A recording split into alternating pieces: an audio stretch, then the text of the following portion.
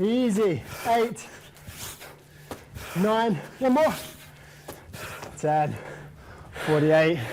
Close. Close. How was that? Yeah.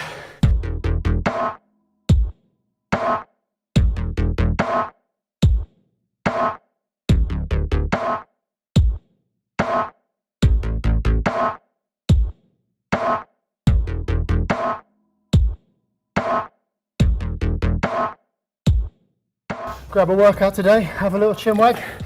Chatting a workout. Yeah, let's have some fun.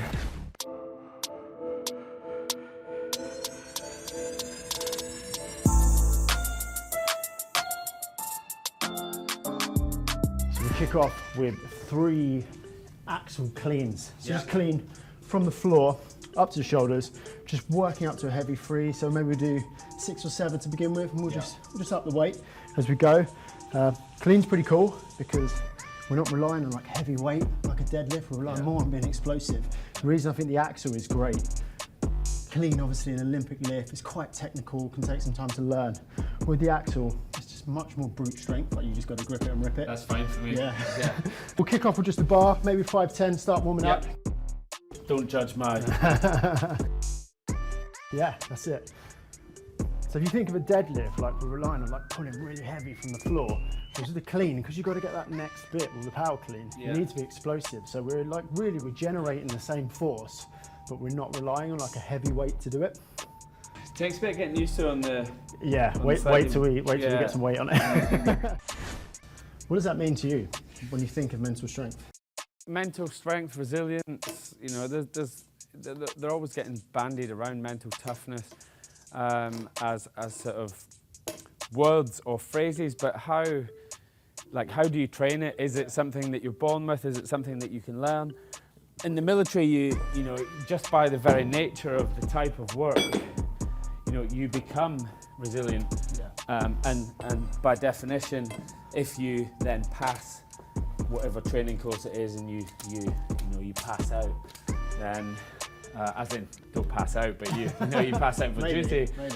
Yeah, you know, then you've gone through a selection process, which is, you know, either trained or whittled out people who don't have, you know, that, you know, as part of their sort of personality traits. But like, just by going to the gym every day or having yourself like goals, I think you can, you know, you can instill that even if you don't have it. You know, going out for a run when it's cold and wet, all of these things, every time you do something like that, it builds more resilience, more mental strength. Do you think there's value in kind of actively putting yourself in uncomfortable situations by choice? Yeah, for sure. If you imagine you have, Nice, mate, that's you great. have an office job, and you never really... It's good stuff. Is that high enough? Yeah, perfect, yeah. You never really sort of tested in a way, but if you go out, let's say one weekend in the month, and you go and climb, let's say Snowdon in the rain, and you have a hard time, you find it's fairly difficult, but then, you know, the next time you have a hard day at work, you're probably not going to think it's that difficult. Like perspective. So I think there's definitely a link between physical activity and, for me, outside, and mental resilience, mental toughness, mental strength, whatever you want to call it. Yeah. Nice one. How was that? That's heavy as it looked. Is that done? 12 minutes? 12 minutes is done. Yeah. Loaded carries, I honestly think, are the most undertrained. I guess it's because in commercial gyms, you haven't got a lot of space, but this has got so much, it's not a pun, but so much carryover into like real life, right? Yeah, I did good there. So just down to the other end, nice and quick. So same tech as standing that bar up. Keep everything as tight as we can, drive through the floor, stand it up, rib cage down, and we'll just go. And then are you dropping it and then taking it back? I'll take it back, yeah.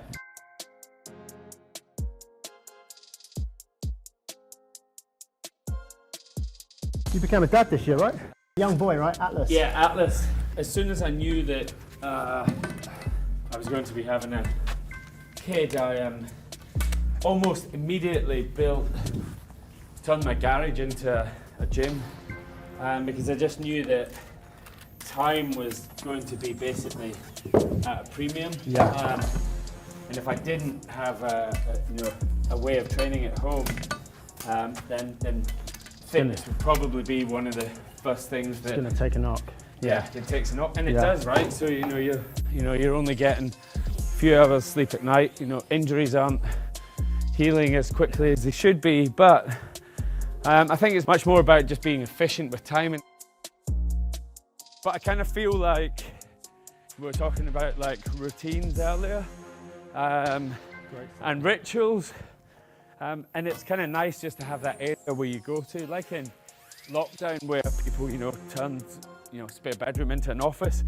It's much easier if it feels like you're going to the gym. When I spent 10 days inside a nuclear bunker a few years ago in the dark, on my own, to do an experiment about sleep deprivation and circadian rhythm and mental health. And what came out of it was that the first thing that I did was sorted myself out a routine, and sorted myself out, it's almost like blocked off that time in that space where I could either train or whether I could read or that sort of thing. So I think that's important.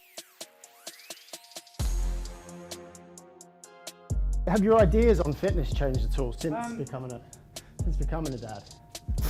Nice, mate. Strong. Good grip. I've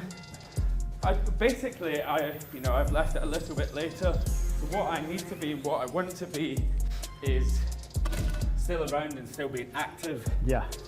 When Atlas is older, and still be kicking his ass basically when he's 20, and then also, I've sort of started to realise that I need to be a bit more careful with what I'm doing.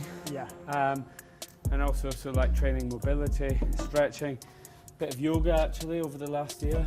But ultimately all of it is so that I can add more life to my years, if that makes sense. Yeah, it's quality of life versus quantity. Right? I think that's such an undersold aspect of training, as we look at it from, I'm going to get fit, I'm going to lose weight, I'm going to get strong, I'm going to do this, increase my performance. But it's not just adding 10 years onto your life, which it does, which it can, but it adds quality to the last 20 years, right?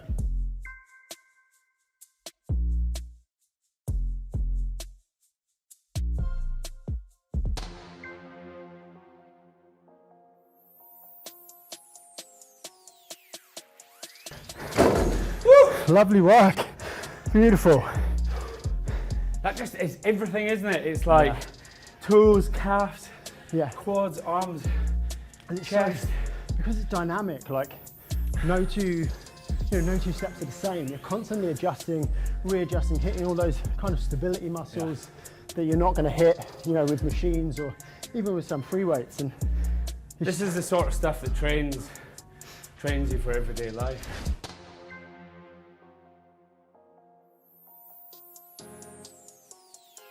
Okay, finish up. We're just going to turn up the intensity a little bit. Gas session. A little bit. So, do that. Sandbag, 60 kgs, all the way to the end. Sprint back, keg, 40 kgs, all the way to the end, put it down, sprint back. 10 burpees onto the plate. Chest to the ground, up, feet go onto plate. 10 reps. 3, 2, 1, go. Nice one.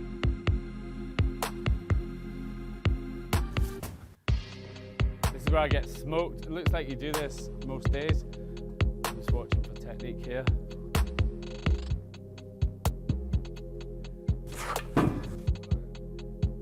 Oh shit. Right. 10 burpees. 1, 2, 3. Good effort. 8, 9. Last one. I'll stop. 42 seconds. Look all right? But this is something that you can pick up, a keg, and keep in the garden.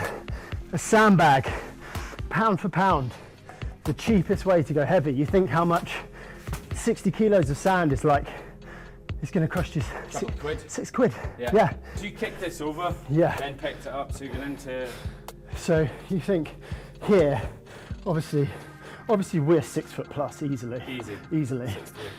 Down here, even with our 6 foot plus long arms, that's quite a lot. Yeah.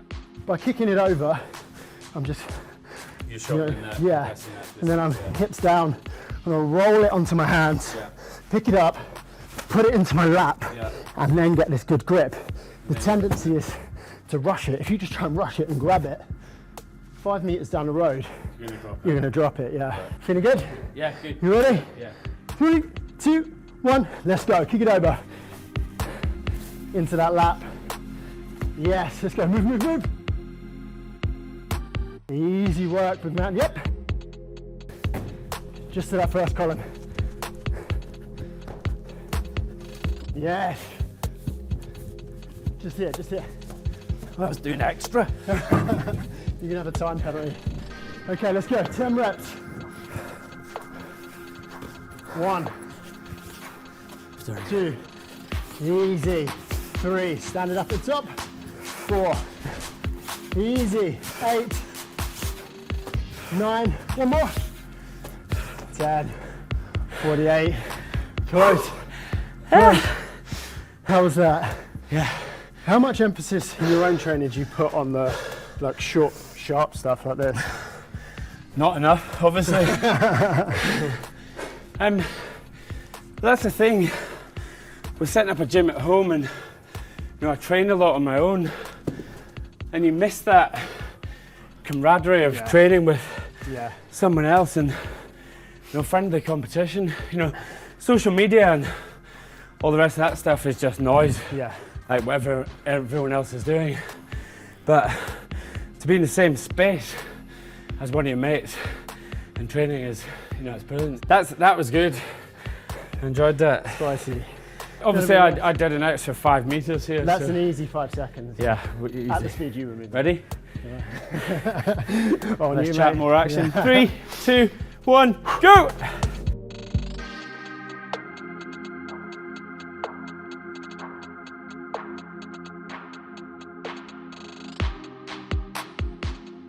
It's about mixing it all up and training with you or training with some mates. Like Foxy and I train a lot. 50% of it's probably for the exercise you get, and 50% is probably for the head game. Yeah. And this is ostensibly quite grim.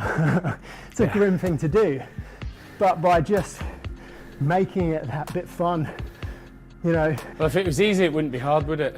Exactly that. Exactly that. That's why we do it. Let's crack on. Okay, you ready? Yeah. 3, 2, 1, let's go. Yeah, it's good.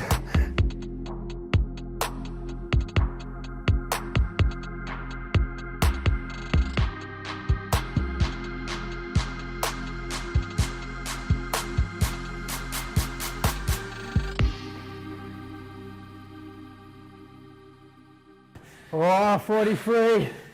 Solid, mate. Absolutely solid. Well done. How you feeling? Woo. Good. That's nice. Nice to just blow the cobwebs off at the end. I really like that on-ramp up with training, because if you came in and you saw on the board carrying, sprinting, burpees, it's like, but you come in, I always think you give yourself something you want, the bit, lifting some heavy weights, throwing some tin around, and you almost like cajole yourself into this point, don't you? Yeah, it's never the same though when you're going for a pint, is it?